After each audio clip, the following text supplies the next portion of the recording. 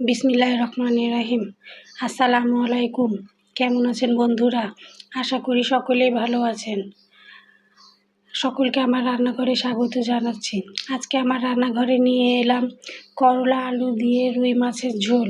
এটা খেতে যে এত মজা আগে জানতাম না। চলুন রান্না করে দেখা যাক কেমন করে রান্না করলাম। করলা আলুর ঝোল রান্না করার জন্য এই যে এখানে আমি করলা ধুয়ে পানির মধ্যে ভিজিয়ে রেখেছি, আর একটা বাটিতে সামান্য লবণ দিয়ে পানি গুলিয়ে নিলাম। এখন করলাগুলোকে লম্বা লম্বা করে কেটে এই পানির মধ্যে ডুবিয়ে রাখবো। আর করলাগুলো আমি বিচি ফেলে দিয়ে কাটবো সুন্দরভাবে। বন্ধুরা যারা আমার ভিডিও দেখেন তারা একটা লাইক দিয়ে ভিডিও দেখবেন। একটা লাইক, আপনাদের একটা লাইক আমাদের অনেক উপকারে আসে। আর যারা লাইক দিয়ে ভিডিও দেখেন তাদেরকে অসংখ্য ধন্যবাদ। এই যে করলাগুলো আমার মোটামুটি কাটা হয়ে গেছে, যে সবগুলো করলা কাটা হয়ে গেছে। আর আমি 3টা আলু নিয়েছি এর জন্য। এখন আলুগুলা চুকা ফেলে দিয়ে করলার মতো লম্বা লম্বা করে কেটে নিব। যারা ইউটিউব থেকে দেখছেন ভিডিও তারা একটা সাবস্ক্রাইব করে আমার পাশে থেকে যেতে পারেন। আর যারা ফেসবুক থেকে দেখছেন তারা ফলো দিয়ে আমার পাশে থেকে যেতে পারেন। এই যে আলুগুলাও আমার কাটা হয়ে গেছে, সুন্দরভাবে আমি লম্বা লম্বা করে কেটে নিয়েছি। এখন আমি 4 পিস মাছ নিয়েছি। এই মাছের মধ্যে আমি লবণ আর হলুদ দিয়ে সুন্দরভাবে মাখিয়ে নিচ্ছি হাত দিয়ে। এটা যত মাখানো যায় মাছের মধ্যে লবণ তত সুন্দরভাবে ঢুকে, এই জন্য সুন্দরভাবে হাত দিয়ে মেখে নিলাম। এখন 10 মিনিট পর করলাগুলাকে সুন্দরভাবে ধুয়ে তুলে নিচ্ছি, যে পানি চিপে সুন্দরভাবে তুলে নিচ্ছি। দিয়ে রান্নার জন্য আমার সব কিছু রেডি করে নিয়েছি। চুলায় কড়াই বসিয়ে তেল দিয়ে দিলাম।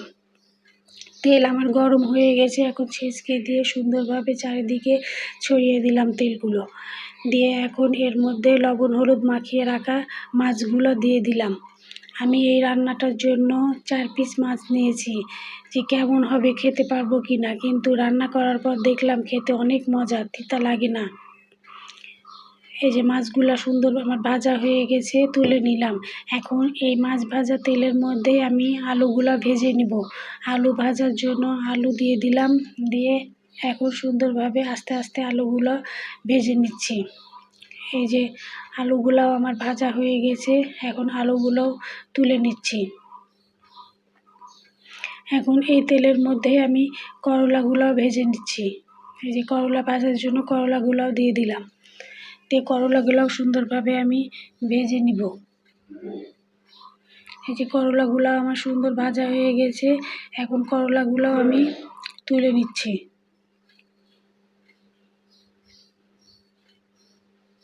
এই যে করলাগুলো সব আমার তোলা হয়ে গেছে। এখন এই তেলের মধ্যে সামান্য তেল দিয়ে পেঁয়াজ কুচি দিয়ে দিলাম। এই যে পেঁয়াজ আমার ভাজা হয়ে গেছে, এখন এর মধ্যে পেঁয়াজ বাটা দিয়ে দিলাম। এখানে 1 চামচ মতো পেঁয়াজ বাটা দিলাম। দিয়ে সামান্য একটু ভেজে নিয়ে এর মধ্যে 1 চামচ মতো আদা রসুনের পেস্ট দিয়ে দিলাম। দিয়ে আদা রসুনের পেস্টটাও সুন্দরভাবে ভেজে নিয়ে ওর মধ্যে সামান্য পানি দিলাম। এখন স্বাদ মতো লবণ দিয়ে দিলাম, হলুদের গুঁড়া দিলাম, ধনে গুঁড়া দিলাম।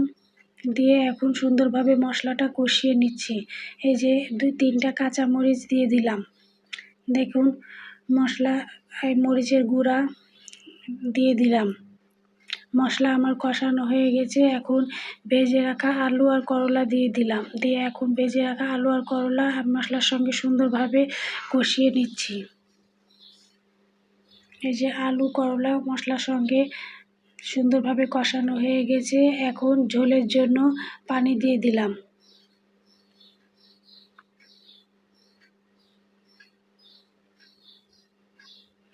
দিয়ে এখন ঢাকা দিয়ে দিব।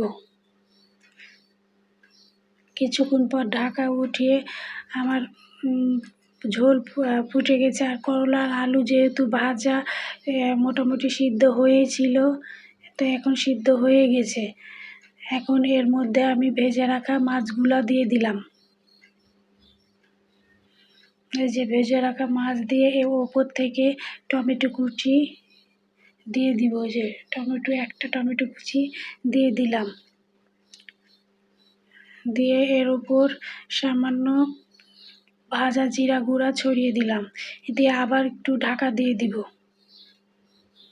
এই যে ঢাকা দিয়ে কিছুক্ষণ পর উঠিয়ে এই যে নাড়াচাড়া করে দিচ্ছি।